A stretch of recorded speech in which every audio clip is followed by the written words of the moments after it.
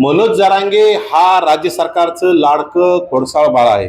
त्याचं कुठतरी त्यांनी मागल ते राज्य सरकारने दिल्यामुळं त्याला प्रत्येक गोष्ट मी म्हणल ती मिळाली पाहिजे अशी त्याची भूमिका असते. आणि त्यातूनच कुठतरी इतकेच मिळाले पाहिजे तितकेच मिळाले पाहिजे. कुठतरी 48 लाख नोंदीपैकी 12 लाख प्रमाणपत्र वाटप झालेले असताना सुद्धा त्यामध्ये ओबीसीचं वाटोळं झालंय. खरं तर माझं ओबीसी समाजाला कळकळीची विनंती, झोपा काढणं बंद करा. आता रस्त्यावर येण्याची वेळ आलेली आहे. मनोज जरांगे पाटील यांनी शिंदे समितीवर व राज्यातील अधिकाऱ्यांवर नाराजी व्यक्त केली आहे. काय मनोज जरांगे हा राज्य सरकारचं लाडकं खोडसाळ बाळ आहे. त्याचं कुठतरी त्यांनी मागल ते राज्य सरकारने दिल्यामुळं त्याला प्रत्येक गोष्ट मी म्हणल ती मिळाली पाहिजे अशी त्याची भूमिका असते. आणि त्यातूनच कुठतरी इतकेच मिळाले पाहिजे तितकेच मिळाले पाहिजे. कुठतरी 48 लाख नोंदीपैकी 12 लाख प्रमाणपत्र वाटप झालेले असताना सुद्धा त्यामध्ये ओबीसीचं वाटोळं झालंय. खरं तर माझं ओबीसी समाजाला कळकळीची विनंती, झोपा काढणं बंद करा. आता रस्त्यावर येण्याची वेळ आलेली आहे.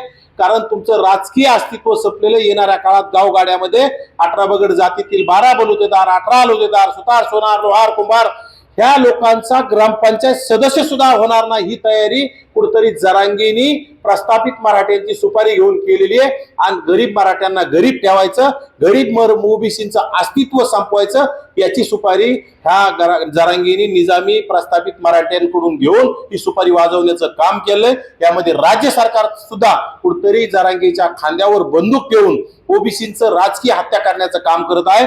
पुणे असेल, पिंपरी चिंचवड असेल, परभणी असेल, औरंगाबाद असेल, अशा ठिकाणी जिल्हा परिषद असेल, महानगरपालिका असेल, यामध्ये ओबीसीचं अस्तित्व नेस्त नाबूद झालेलं आहे.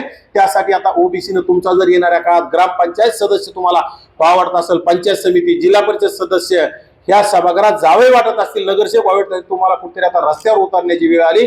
राज्यात ओबीसीच्या बाजूनी कोणी बोलायला तयार नाही. राज्यात अनेक ओबीसीचे आमदार आहेत, खासदार आहेत, ओबीसीचे मंत्री आहेत, ओबीसीचे नेते आहेत. सगळ्यांनी गप्प बसण्याची भूमिका घेतलेली. त्यामुळे फक्त राज्यामध्ये ओबीसी नेते विजय वडेट्टीवार साहेब, बहुजनांचे नेते डॉक्टर ॲडव्होकेट प्रकाश आंबेडकर साहेब हे दोघ जणच बोलतायत. आणि त्यांचं मार्गदर्शनाखाली प्राध्यापक लक्ष्मण हाके आणि मी येणाऱ्या काळात लोकांना जागं करण्यासाठी आम्ही काम करणार आहोत. जागं करण्यासाठी आम्ही कटिबद्ध आहोत. आम्हाला कुणाचंही काही घेणं देणं नाही, कुठल्या पक्षाची घेणं देणं नाही. आम्हाला आमचं ओबीसीचं अस्तित्व टिकवण्यासाठी काम करायचंय. त्यासाठी आमची ओबीसी बांधवांना कळकळीची विनंती की आता जागं व्हा आणि रस्त्यावर येऊन कुठतरी आंदोलनाचा यलगार पुकारण्याची आता वेळ आहे. या राज्य सरकारला जाब विचारण्याची वेळ आहे. त्यासाठी आपण राज्य सरकारला जाब विचारण्यासाठी सज्ज व्हावं अशी कळकळीची विनंती आहे. 54% असणाऱ्या ओबीसींना कुठेतरी राज्य सरकार 4,500, 5,000, 6,000 असा निधी जर देत असेल तर कुठतरी ओबीसीच्या तोंडाला पानं पुसण्याचं काम आहे.